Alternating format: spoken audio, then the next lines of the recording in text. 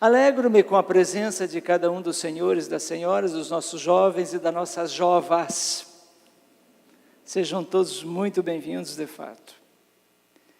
Para esse encontro, um encontro que, segundo o Padre Diomar, tem crescido abundantemente, de pessoas que são capazes de deixar de lado a sua casa, outros momentos a serem vividos, e aqui se encontram como comunidade na casa do Senhor, para ouvir a palavra de Deus, para participar da celebração da Eucaristia.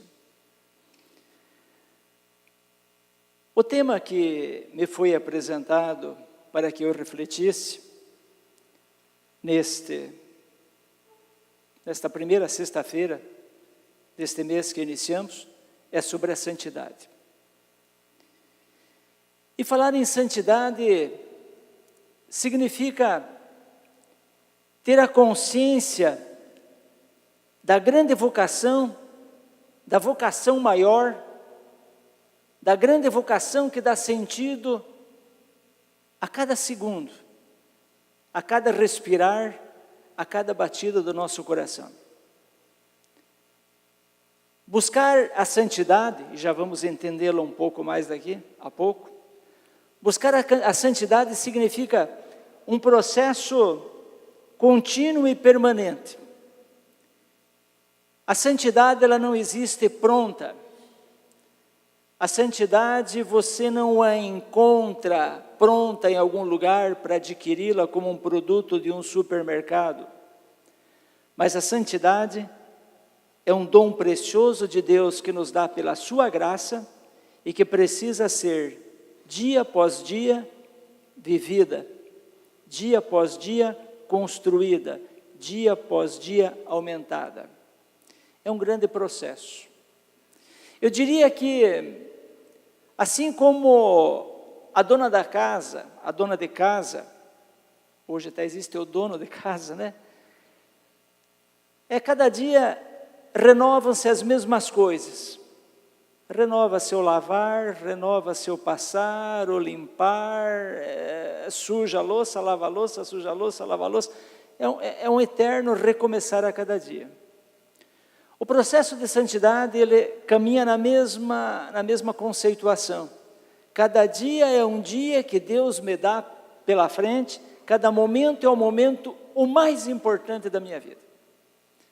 Qual é o momento mais importante na minha vida nesse instante? É o que eu estou vivendo. É o aqui e agora em que eu me encontro na casa de Deus, junto com os meus irmãos, para louvar o Senhor e celebrar o dom da vida e da graça de Deus em minha vida.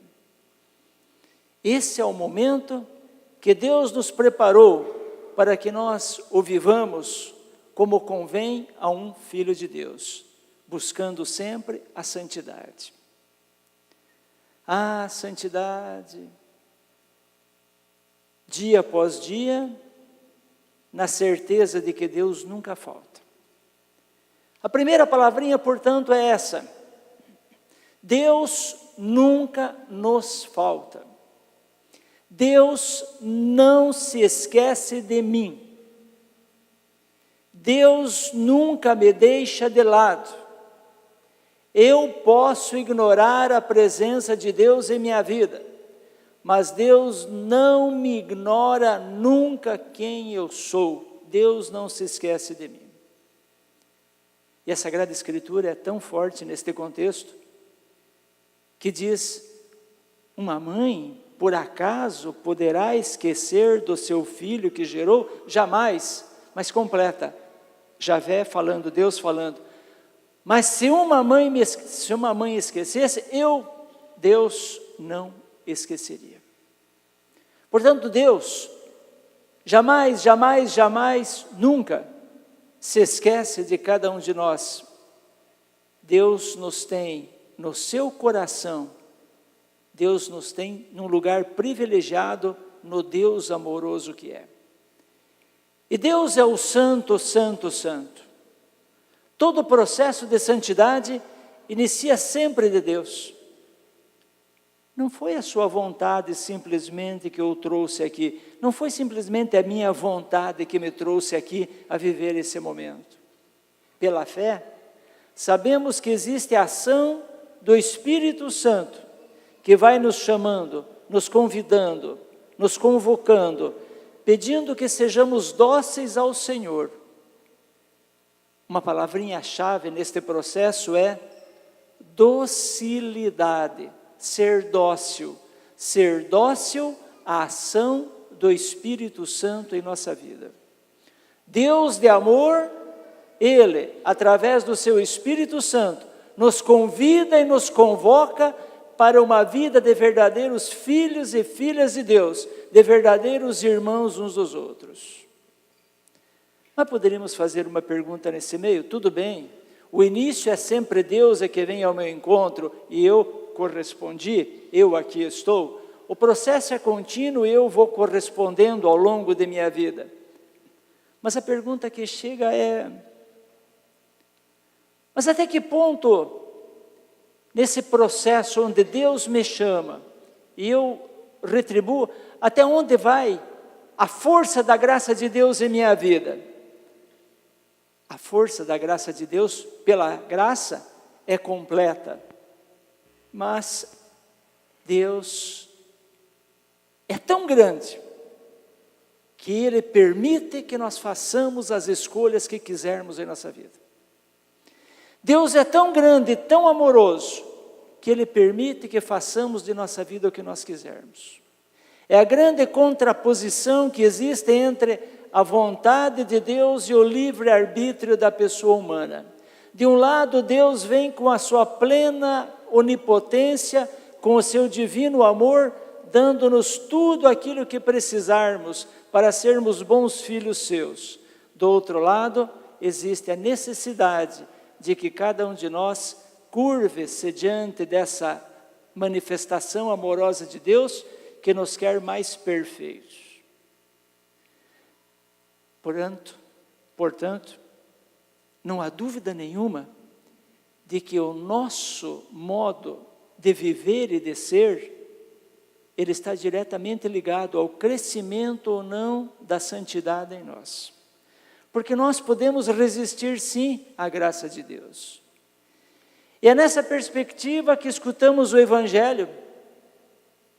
É nesse sentido que ouvimos a palavra de Deus, que dizia claramente, diante dos judeus estupefatos, para os quais o sábado era o dia importante, sábado não se podia fazer absolutamente nada, nenhum trabalho, nenhum esforço, absolutamente nada. Sábado que para o judeu começa no pôr do sol da sexta-feira e vai até o pôr do sol do sábado à noite. Durante todo esse momento, não se podia fazer absolutamente nada, mais nada. E eles, para cutucarem Jesus, para o colocarem à prova, como ao longo de toda a vida de Jesus, fizeram perguntas desmedidas, mas sempre obtiveram uma resposta admirável, de coerência de vida do Senhor Jesus Cristo. E Jesus diz para eles, olha, vocês, se acontecer que um filho de vocês no sábado aconteça alguma coisa, vocês vão ignorar que ele está doente, que caiu num poço? Papai e mamãe e todos vão ajudar esse filho a sair. Por quê? Porque a vida é importante. Por isso, meus caros, quem entrou hoje na igreja, percebeu algo ali no centro, um pouco diferente. Aquela figura de um poço, de um balde, que exatamente significa que todos nós a qualquer momento podemos cair, por assim dizer, no poço da contradição ao plano amoroso que Deus tem para cada um de nós. Nós, ao longo de nossa vida, ou pessoal ou familiar, podemos ignorar a graça de Deus que jorra em abundância. E, portanto, nós, por assim dizer, nós caímos no poço da vida, no poço do mal, no poço do erro, no poço do pecado. Mas qual é a grande alegria? A alegria que é o imenso amor de Deus, manifestado em Jesus Cristo, quer sempre recuperar a cada um de nós. Deus é aquele que continuamente quer o bem dos seus. Deus nunca imagina o mal para nenhum de nós. O nosso Deus é um Deus tão amoroso, que usa de tudo, de todas as situações, principalmente da dor, para nos mostrar quem somos e dizer: meu filho, eu te dou a mão, venha, agarre-se na minha mão, não desanime, eu estou a seu lado, eu não o esqueço nunca. Eu dei o meu filho a você, que deu a vida por você, que morreu numa cruz. Portanto, não pare na sua vida, transforme-a, anime-se, olhe para frente, dê um salto de qualidade na sua vida, pois o processo de santidade não pode parar. A continuidade diz que se hoje eu sou bom, amanhã eu sou chamado a ser um bom mais um, depois da manhã, bom mais dois. Cada dia é um dia que Deus me concede. Quem está de pé, cuide para não cair, mas quem caiu, levante. E o que é que nós temos de ajuda para levantar? A própria graça de Deus. Esse Deus que age plenamente em nossas vidas. Esse Deus que está agindo agora, nesse momento na sua vida. E esse Deus é tão maravilhoso, que Ele não apenas, como dizia eu há pouco, respeita o nosso livre-arbítrio de tomarmos decisões até as mais loucas em nossa vida, mas esse Deus tão grande, tão amoroso que Ele é, que Ele não quer fazer as coisas sozinho. Deus não quer tomar atitudes sozinhas. E Deus precisa hoje de anjos que assumam, por assim dizer, melhor, assumam a expressão errada. Deus precisa de anjos hoje que concretizem o amor dele na humanidade. E por isso, Deus quer precisar de cada um de nós, para irmos ao encontro daqueles que caíram e ajudá-los a se levantarem. Deus hoje não manda anjos alados, com asas ao nosso encontro. Mas Deus manda você ao encontro do outro que precisa de sua ajuda. Deus precisa de você para que a sua mão amorosa continue a tornar-se uma realidade. E acontecem histórias muito interessantes em todas as nossas vidas. Recordo-me numa situação, por exemplo, em que eu, estando a trabalhar na diocese anterior, num belo dia me chega um senhor para cumprir uma sua promessa que ele havia feito, e trazendo uma cesta básica para que eu entregasse a uma pessoa que necessitasse. E eis que, nesse mesmo dia, anteriormente a esse senhor, tinha vindo até mim uma família desesperada. Essa família desesperada porque não tinha o que comer em casa. E obviamente, sabendo da situação dessa família, dessa cesta que eu recebia, eu pedi para um funcionário da Cúria, tendo o endereço daquela família, que levasse essa cesta básica. Obviamente, sem dizer que veio da Cúria ou do bispo daquele senhor, que não queria ser identificado. Ele veio para fazer o bem, dentro daquela história, que o bem que eu faça com a mão direita, a minha mão esquerda não saiba. Deus é que vai dar a justa recompensa, e não o meu aplauso, ou não o aplauso dos outros para mim. Assim pensava aquele senhor. E de fato foi. No dia seguinte, lá estava essa família que recebeu a cesta básica, feliz e contente da vida, agradecendo a Deus, porque Deus havia mandado aquela cesta. Poderão dizer os senhores e as senhoras mas não foi Deus que mandou a cesta, foi simplesmente aquele senhor que veio cumprir a sua promessa.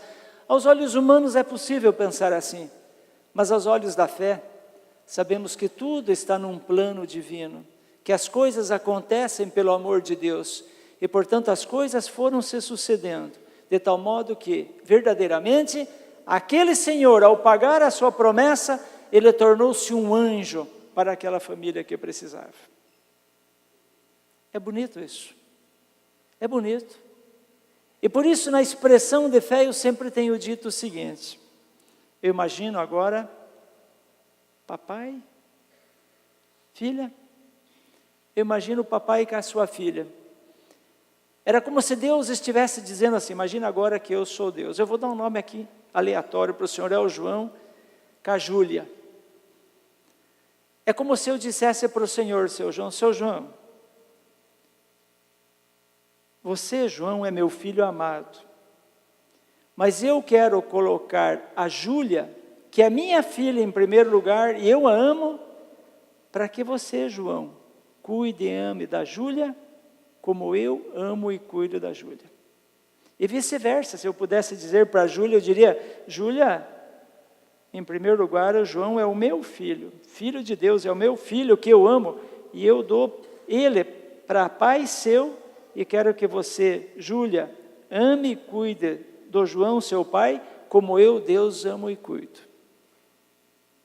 Faça essa relação agora, quem é esposo e a esposa, quem é irmão e irmã, quem é namorado, quem é família, quem é amigo.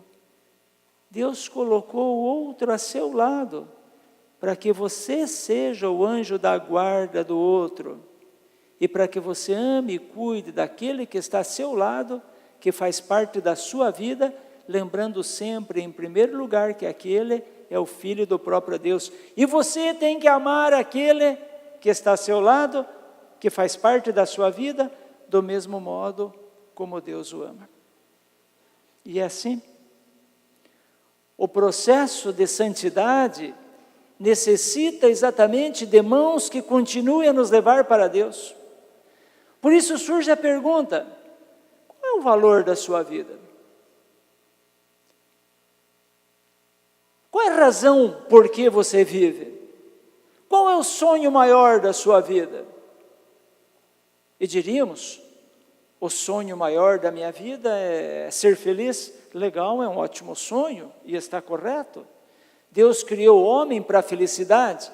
Mas a pergunta viria, onde se coloca a felicidade? Em que bens eu busco? Porque na verdade, todo e qualquer bem existente, bens materiais ou não, todo e qualquer bem, nunca podem ser fins em si mesmo. Nunca podem ser objeto final da minha vida e da minha caminhada. Mas todo e qualquer bem, que pode ser um bem material, que pode ser um bem moral, que pode ser uma pessoa, todos valem tanto quanto são instrumentos que me levam até Deus. E o caminhar para Deus é o processo de santidade. Então volta a pergunta, porque a palavra de Deus é uma palavra que bate individualmente em cada um dos nossos corações. A palavra de Deus não é uma palavra aérea que passa ao longe de nossas vidas. A palavra de Deus é algo muito concreto que nesse momento bate na minha vida de bispo, como na vida de cada um de vocês, e diz assim, escutem, em que é que você deposita o valor maior da sua vida? Qual a razão que eu trouxe a viver aqui esse momento? Como você vai encarar o dia de amanhã? O que é que você busca no seu dia de amanhã? O que é que você vê no futuro da sua vida? E a constatação é que eu percebo que graças ao bom Deus que me dá tudo o que eu preciso para que eu seja santo, no fundo, eu que tenho a palavra final. No fundo, a vida está em minhas mãos.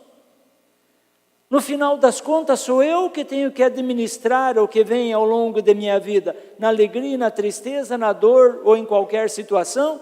Qual é a resposta que eu dou? E aí surge um outro ponto. Nós não provamos que amamos a Deus quando tudo está bem para nós. Nós provamos para Deus que o amamos quando a dor e a dificuldade batem em nossa porta. O processo de santidade, quando eu começo a entender a maravilhosa abundância, a água que jorra abundantemente, a graça que jorra das mãos e do coração de Jesus Cristo, que vem ao meu encontro, que me inunda no seu amor, essa resposta é que dá sentido ao meu viver, principalmente nos momentos de dor. Quando tudo está bem, é muito bom dizer louvado seja Deus, louvado seja Deus. Mas quando é o câncer, quando é um problema sério, quando a dor ou a perda de da minha casa, é naquele momento que a gente percebe a maturidade pessoal e a maturidade de alguém. Na dor,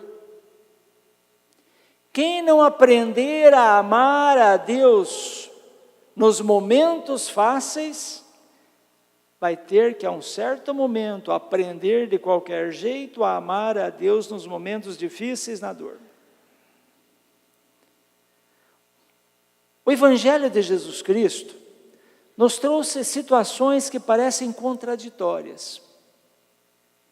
Qual é o grande sonho de um pai e de uma mãe? Terem um filho, uma filha ou filhos perfeitos, inteligentes, saudáveis, bonitos. É o grande sonho de um pai e de uma mãe. E é um sonho plenamente normal, óbvio, e tomara que continuemos a tê-los. Mas conto-lhes, a família mais feliz que eu encontrei em minha vida foi uma família que tinha os 2 filhos com problemas extremos. Eu não entendia, eu era padre ainda. Fui chamado para visitar uma casa onde um pai e uma mãe acabavam de ter gêmeos, e esses gêmeos eram completamente deficientes, completamente. Já se apresentavam naquele momento do nascimento. E os exames constataram sérios problemas. Eu pensei, vai ser muito difícil lidar com esse casal. E continuei a fazer, obviamente no primeiro momento eles estavam estarrecidos, e continuei a visitá-los com frequência. E eu pensava, hoje o que é que eu vou falar para animar esse casal? O que é que eu vou falar? E cada vez que eu ia, de lá eu voltava, eu é que voltava animado. Por quê? Porque eu percebi ao longo da vida daquele, e acompanhei por uns 15 anos, quando eu percebia aquele casal, eu percebia um para o outro, um olhar de amor naquele casal, que dificilmente eu percebia em casais. Era um olhar apaixonado de um pelo outro, e eles dedicavam-se, não contrariando as coisas, não brigando com Deus e com todo mundo, mas eles fizeram uma caminhada de santidade que eu ficava admirado. Eu ia para confortá-los e saía de lá confortados. Na dor, eles entenderam e aumentaram o amor um pelo outro, e continua até hoje. Isso foi nos meus primeiros anos de padre. Esse ano eu completo 40 anos de sacerdócio, já faz uns 2, 3 anos que não os vejo, mas ainda a última vez que eu os vi, em Ponta Grossa, minha cidade natal, a última vez que eu os vi, agora depois de quase 40 anos de casados, eles sustentam ainda aquele olhar apaixonado um pelo outro, apaixonado. Eles entenderam o processo de amor a Deus passa pelo amor ao outro. E não pode ficar naquela velha piadinha que nós conhecemos, do João com a Maria, sentados num banco da praça, namoradinhos, de mãos dadas, apaixonados um pelo outro. Eis que de repente o céu começa a ficar cheio de nuvens, a bela lua que temos hoje lá fora, que é uma lua cheia, linda e admirável, quem não olhou, olha na saída, uma bela lua, eis que uma nuvem cobre a lua cheia, e ela pergunta, meu bem, olha o que aconteceu, olha, a lua foi escondida, o que será que aconteceu? Aquela nuvem escondeu, e ele disse, meu bem, até a lua ficou com inveja da sua beleza e se escondeu. Casaram-se, passaram-se alguns anos, encontravam-se na mesma praça, na mesma situação, novamente a lua desaparece entre uma nuvem e ela pergunta para tentar obter aquela mesma resposta do passado. Meu bem, olha o que aconteceu com a lua, ela escondeu-se. E ele, minha tonga, não vê que vai chover? Portanto,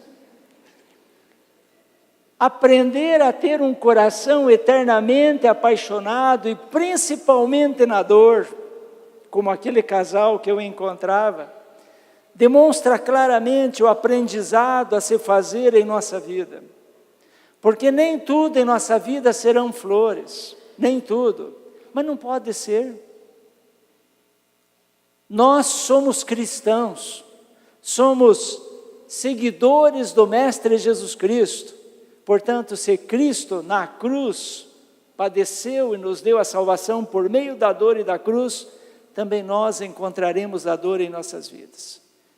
Brincando, falei mais de 20 minutos. Ainda não é amanhã, mas quase. Concluindo.